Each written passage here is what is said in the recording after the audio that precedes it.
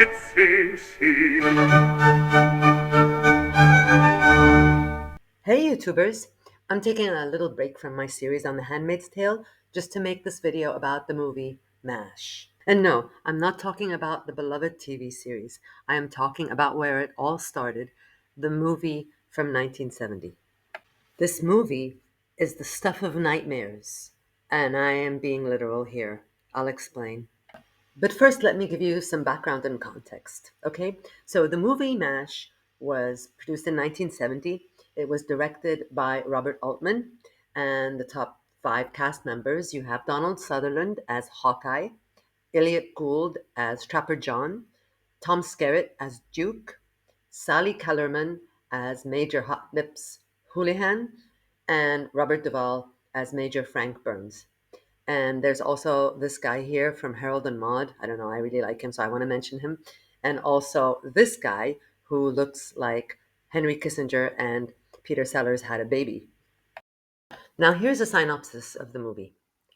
Set during the Korean War, MASH follows the irreverent exploits of a group of army surgeons stationed at the Mobile Army Surgical Hospital. Though surrounded by the constant trauma of battle, the doctors cope with their grim reality through humor, mischief, and defiance. At the center of it all are Hawkeye Pierce and Trapper John McIntyre, two brilliant surgeons who refuse to take military discipline or the war itself too seriously. Their sharp wit and outrageous pranks put them at odds with the more rigid members of the camp, particularly Major Margaret Hotlips Houlihan and the self righteous Major Frank Burns.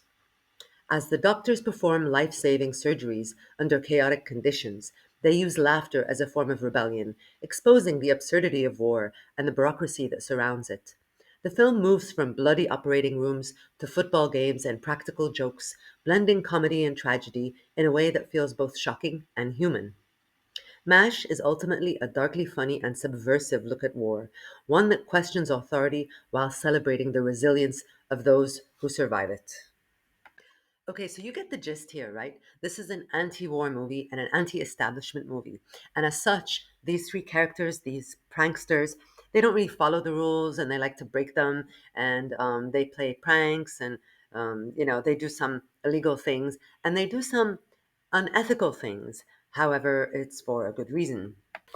For example, here they are stealing blood from Henry Kissinger. Is it legal? Nope. Is it ethical? Nope. However, they are doing it because of reasons. Reasons being, they're saving lives, they've run out of blood, they need blood, and he looks like he can spare some. And here they are, gassing a man unconscious. Is that ethical? Nope. Is that legal? Nope.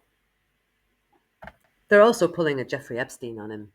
Or is this a Diddy party? I don't know.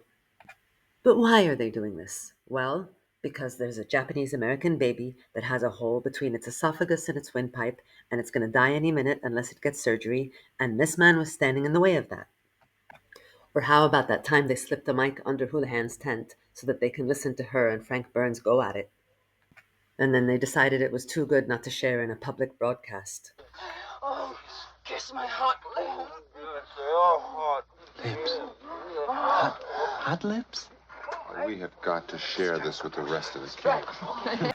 And a new nickname was born. From henceforth, Houlihan became known as Hot Lips Houlihan.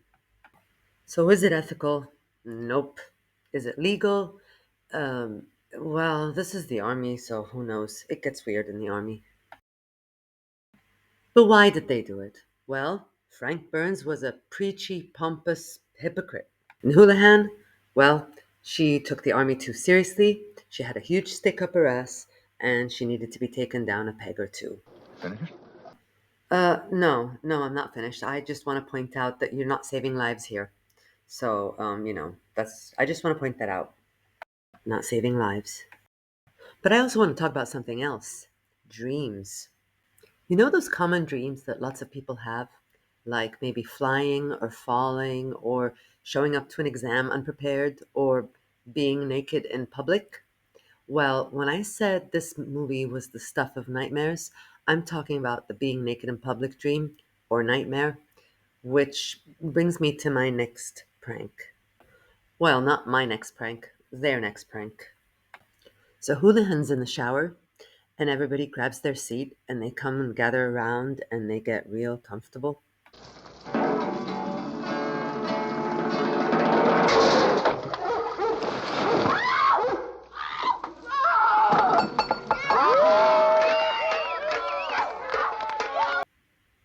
Holy shit, there are women there too, of course. But why did they do this? Ah, well, they just wanted to make sure that the carpets matched the drapes. So is this oh, fuck it.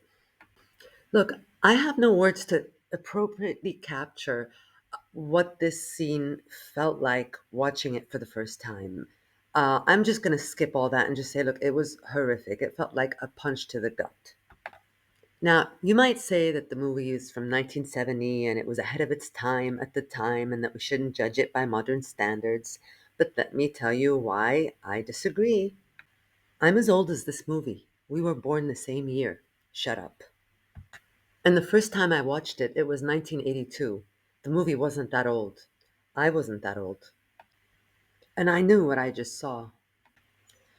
This was what school felt like if, say, one day all the boys were told, today is a consequence free day, you can have fun, nothing will happen. You let them get away with everything! So, did they get away with it? Let's recap what happens next. She appeals to have them held accountable, and he remains nonplussed. If you don't turn them over to the MP this minute, I'm gonna resign my commission! God damn it, Hot Lips, resign your goddamn commission. Did he just call her Hot Lips?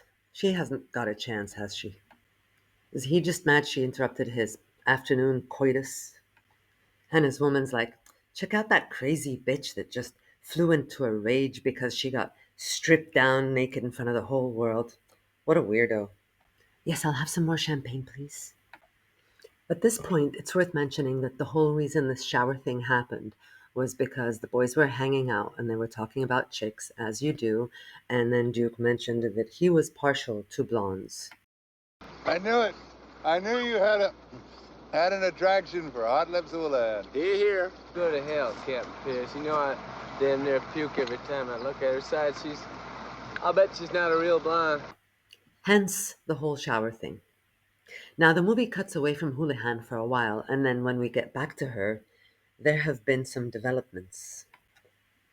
Let's just say, now that Duke has verified that she's a real blonde, he doesn't want to puke when he looks at her anymore.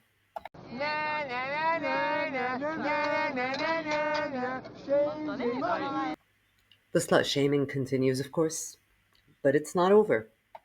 You see, Hoolihan had submitted a report to General Charlie. Henry? Yeah, Charlie here. Yeah, hey. I have a report here, Henry, from your chief nurse, Major Hoolihan. She makes some accusations, Henry, I find pretty hard to believe. I don't believe him then. Thank you, General. Goodbye. Yeah. What? But it's still not over, because Charlie shows up at the site and talks to the boys. Regular Army, she's a fanatic about ritual. She won't even let us play football. Football? Now, Charlie hears football, and he just has a mental glitch. I mean, he gets a mental hard-on, and now it is over. Special Services in Tokyo says it's one of the best gimmicks we've got to keep the American way of life going here in Asia. Betting? No, football. But what about Major Hoolihan? You mean Hot Lips? Screw her. Bros before hoes, right?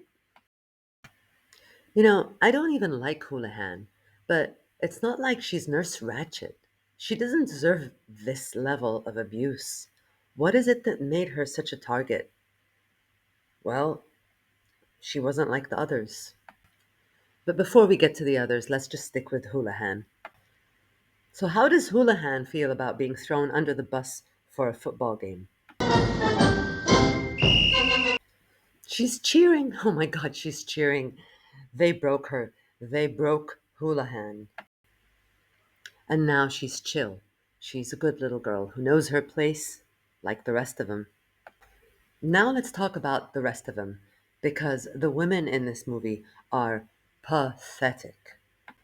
The first woman we meet is a pretty nurse that Hawkeye clocks the minute he walks on site, but she's married, so she supposedly does not fool around. This one is pretty good at scratching an itch. Then what do you know? Nurse Married is also pretty good at scratching an itch. See, I made a vow to myself that while I was gone, I was gonna be faithful to my husband. Oh, James.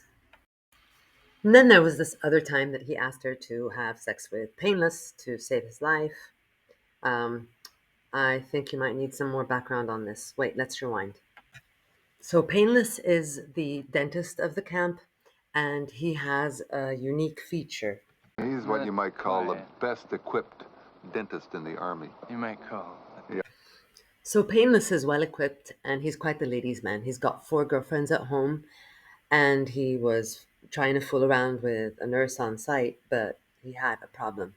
Maybe that happens to everybody. It's happened to me maybe 4 or 5 times. Yeah, well, it's never happened to me before. So this genius decides that since he failed to get an erection, that must mean that he is turning gay. I've turned into a fairy. And now that he's certain he's gay, he decides there's no point in living anymore. So Painless is going to commit suicide because suicide is painless. Suicide is painless. So he asks the doctors for a quick way to die, and they say, sure, we've got this black pill for you. It'll be pretty easy and painless. And of course, it's a placebo. So they do this whole Last Supper thing, and as if to, say farewell. And that brings us to here. Hey, honey, could you do me a favor? This guy thinks he's gay, and I was wondering if you'd, do me a real solid and have sex with him. Oh no, Hawkeye. Oh no. Oh, yes, Hawkeye. Oh, yes. I guess nurses are in the business of saving lives, too. People forget that, don't they? I mean, this movie hasn't reminded us. The only time we see a nurse, she's either sleeping with a doctor or she's handing him tools. The rest of the women in this unit don't have any speaking parts. I mean, what's-her-face doesn't speak much. Actually, her face speaks volumes. Okay, so he's well endowed. So, was it painless? Okay, next we follow our brilliant surgeons to Japan. Let's see what zany antics they get up to. Will hijinks ensue? And where's the women at? Oh, look, there they are, just trying to do their jobs. And these 2 golfing bozos want to walk in without even presenting ID, and another rule follower is standing in their way. So Trapper unsheathes his umbrella and challenges her to a duel. Begone, wench, we're here to save lives. So she runs off to fetch the head nurse. Naturally, the head nurse is no match for these 2. You go find the gas passer and you have him pre-medicate this patient. Then bring me the latest pictures on him. The ones we saw must be 48 hours old by now. Then call the kitchen and have them rustle us up some lunch. Ham and eggs will be all right. Steak would be even better. And then give me at least 1 nurse who knows how to work in close without getting her tits in my way. Oh, you fool. How do you want your steak cooked? Is there any woman in this movie who isn't either a pearl-clutching Karen or a doormat? Okay, so we're in Japan. Where are the Japanese women at? Well, what was I expecting? Any other women in this movie? We're done here? Okay, I guess we're done here. MASH is anti-war, anti-establishment, and anti-women. That's it, plain and simple. It may be a good movie, an iconic one even, but I don't enjoy it. I just feel like the director hates me. And what did I ever do to him? If you watched this far, I want to say thank you, thank you, thank you, and I love you. And if you don't like what I said here, please feel free to tell me how wrong I am in the comments. See you later. It's a scene.